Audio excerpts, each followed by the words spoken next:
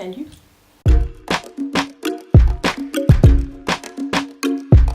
Salutations amis youtubiens, j'espère que ça va. Attendez, je vais jeter mon chewing-gum. Ce sera plus agréable pour tout le monde, je pense. J'espère que ça va. Moi, ça va, à peu près. Cette vidéo n'était pas du tout prévue, mais je viens d'avoir une mini crise de panique très légère. Rien de grave, vous inquiétez pas. Qu'est-ce qui s'est passé? Donc, petite session racontage de vie. Je suis actuellement en année de césure, donc en année de pause dans mes études, entre mon Master 1 et mon Master 2. Et je viens de faire un stage de 6 mois, donc que j'ai commencé en septembre et que j'ai terminé là, en début de semaine. Et j'ai décidé de consacrer ma deuxième partie de césure, donc les 6 autres mois de mon année de césure, à moi, à mes projets perso. Donc quand j'ai compris que je voulais consacrer ces 6 derniers mois de césure à mes projets plus perso, ben je me suis tout de suite dit qu'il faudrait plusieurs jours pour que je me pose et que vraiment je fasse le point sur ce dont j'ai envie, sur la priorité des projets, sur si réellement je vais réussir à tout faire, parce qu'en fait vous me voyez comme ça mais dans ma tête ça va à 100 000 à l'heure.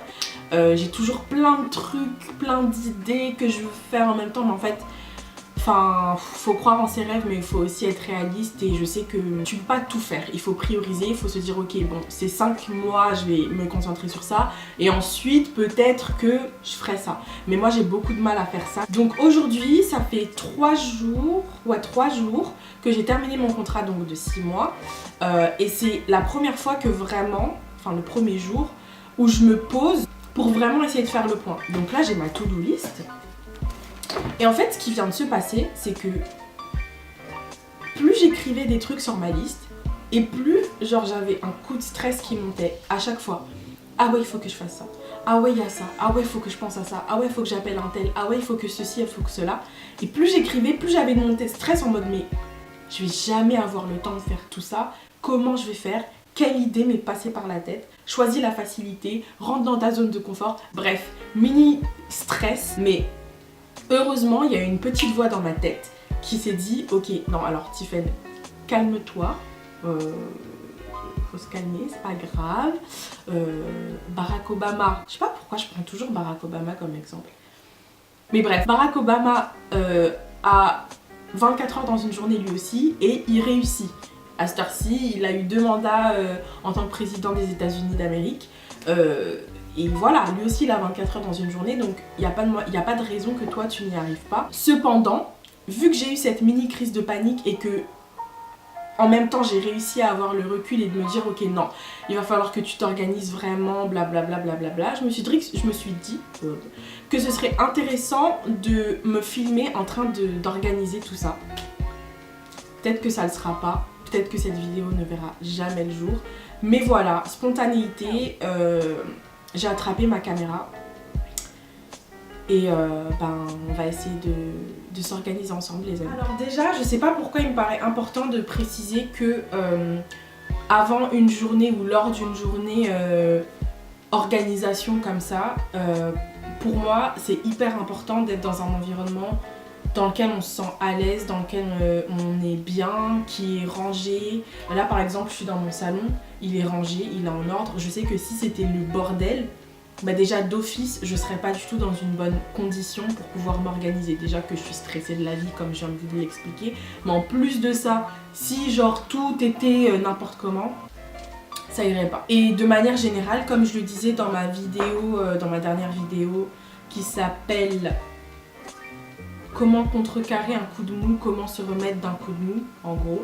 Je parle de ça, je parle d'un bon environnement parce qu'en vrai, quand c'est dérangé, comme je l'explique dans la vidéo, bah, on peut pas bien se sentir. Et peut-être qu'on se rend même pas compte qu'on se sent pas bien à cause de cet environnement-là, mais ça a un gros impact. Ensuite, une fois que j'ai pensé à tout ça, est-ce que je suis prête pour organiser ma journée et ma vie?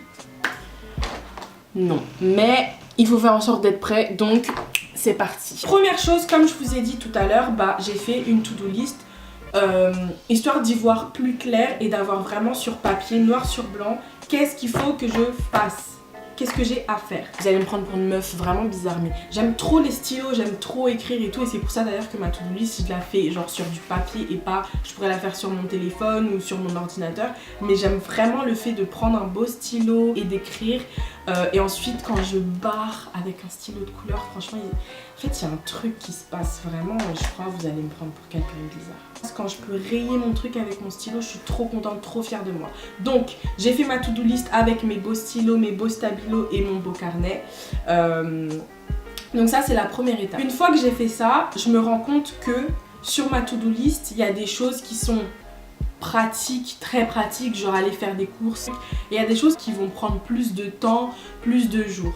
Donc c'est pour ça qu'une fois que j'ai ma to-do list noir sur blanc, il faut que j'arrive à prioriser tout ce que j'ai à faire. Genre répondre à un mail, bon ça prend genre 2 minutes, tu réponds à ton mail, ça y est c'est fait. Et du coup moi ma priorisation elle se fait comme ça.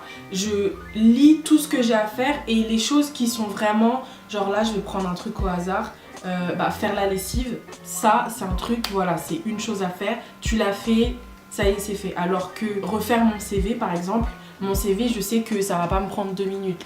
Donc priorisation, je fais d'abord les tâches qui prennent 2 minutes, qui sont plus rapides. Une fois que toutes les petites tâches rapides elles sont effectuées, je passe aux projets qui sont un peu plus sur le long terme. Et pour ça j'utilise mes petits post-it que voilà, vraiment vous allez me prendre pour une malade, la meuf est excitée. Parce qu'elle a des post-it. Mais en fait j'adore faire ça, j'appelle ça mon mur des possibilités. Et pareil c'est toujours dans l'optique de tout avoir sous mes yeux et de pouvoir me réveiller et genre quand j'ai envie de travailler sur un projet, je me dis ok, donc j'ai mon mur de possibilités, le point de départ c'est là, moi j'en suis ici, il faut faire ça, ça, ça pour pouvoir arriver à mon objectif. Donc la manière dont je procède c'est que je commence par tout simplement noter sur un post-it mon objectif. Un exemple que je vais vous donner c'est trouver mon alternance. Donc il faut savoir que l'année prochaine je vais être en master et que ma formation est en alternance. Donc il faut que je trouve une entreprise pour pouvoir travailler quand je suis pas à l'école. Une fois que j'ai écrit mon objectif, mon grand objectif sur un post-it, je le colle sur mon mur et en fait je décortique tout ce qu'il faut que je fasse à partir d'aujourd'hui jusqu'à ce que je trouve mon alternance pour trouver mon alternance. Donc la première chose pour moi à faire pour trouver mon alternance, aussi bête soit-elle, c'est de remettre à jour mon CV, de faire en sorte que visuellement il me plaise. Parce que par rapport à la dernière fois que j'ai travaillé dessus, peut-être que visuellement j'ai envie qu'il ressemble à quelque chose d'autre. Donc en tout cas, première étape c'est ça, c'est faire mon CV, comme ça il est prêt, il est là, dès que je dois le dégainer, je le dégaine. Ensuite, une chose qui me tient vraiment à cœur, c'est que je sois en accord avec moi-même sur les tâches que j'ai envie de faire et les tâches que j'ai pas du tout envie de faire lors de mon alternance. Là je vais arriver en master 2 donc il faut vraiment pas que je sois dans un poste qui me plaise pas du tout parce qu'une alternance c'est 1 an, je suis dans la fin de mes études, potentiellement embauche après. Donc l'étape d'après mon CV c'est de faire le point sur mes expériences passées, mes missions passées, de peser le pour et le contre, de savoir ce que j'ai aimé, ce que j'ai pas aimé. L'étape d'après c'est de savoir dans quel genre d'entreprise j'ai envie de travailler. Est-ce que j'ai envie de travailler dans une grande entreprise, dans une petite entreprise, dans un grand groupe, dans une jeune start-up, dans une start-up mais qui a quand même de la bouteille. Bref, ça pour moi c'est beaucoup à prendre en compte parce que évidemment les missions elles diffèrent selon les entreprises dans lesquelles tu travailles. L'étape d'après ce serait la recherche en tant que telle, c'est-à-dire de regarder sur les sites sur lesquels les entreprises postent leurs offres d'emploi pour voir quelle offre me plaît, quelle offre me plaît pas et enregistrer celles qui me plaisent.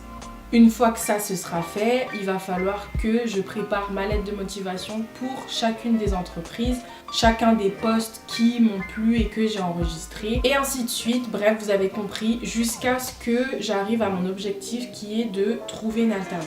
Bon, maintenant que j'ai fait tout ça, je me sens beaucoup mieux, beaucoup moins stressée que tout à l'heure. C'est bête mais c'est juste que en fait rien que le fait de tout avoir devant moi et comme je disais de pouvoir avoir un peu de recul sur tout et de savoir par quelles étapes je dois passer pour atteindre mon objectif, Donc ok, aujourd'hui je suis là, il faut que je fasse ça, puis il faut que je fasse ça, puis il faut que je fasse ça pour arriver là. Bah maintenant ça me permet d'être un peu plus sereine, même si je sais que ça va être beaucoup de travail parce que j'ai énormément de choses dans la tête et il y a beaucoup de choses que je veux faire. Mais au moins maintenant je suis organisée tout simplement. Enfin bref, j'espère que ça vous aura aidé. Si jamais vous êtes dans ce cas-là, que vous n'arrivez pas à vous organiser, ouais, que juste vous vivez un moment de panique constant comme moi je l'ai vécu pendant genre 5 minutes tout à l'heure. J'en profite pour vous rappeler que les 6 prochains mois je vais beaucoup filmer et que donc en fait c'est un rendez-vous. It's a date les gars, it's a date. Restez connectés, abonnez-vous si vous n'êtes pas abonné. Pareil sur Instagram, si vous ne me suivez pas, en vrai je suis tout le temps sur Instagram, donc c'est le meilleur moyen de voir à peu près ce que je fais, ce que je fais pas, tout ça. Donc n'hésitez pas. En attendant, je vous fais des gros bisous et je vous dis à très bientôt.